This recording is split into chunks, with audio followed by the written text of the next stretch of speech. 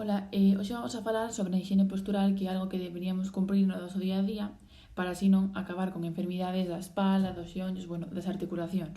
Pois, en primeiro lugar, podedes ver cal sería unha postura mala para levar a mochila, levando a só dunha asa. Xa que a boa postura sería así, que as dúas asas postas ben nos ombros. A seguinte mala postura sería o camiñar rectos, é dicir, así, co pescozo e a espalda dobrados cara adiante. E a correcta sería así, ben erguidos para non frizarnos na columna. A hora de atar os cordos, pois unha moi mala postura é a que vedes aquí, que para a espalda é bastante malo. A postura correcta sería así como os deixo aquí nesta foto, así non ter que esforzar tanto a espalda.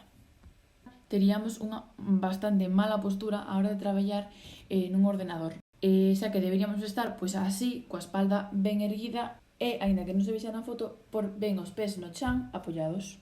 E por último, teríamos esta postura que é para agacharse a coller algo. Agacharse de calquer maneira é o peor que podes facer. A postura correcta sería, e así pois non forzar tanto e ca espalda sempre ben erguida, recta. Ata aquí o vídeo, espero que vos servira pois para obter algunha que outra información e así pois melloredes a vosa higiene postural.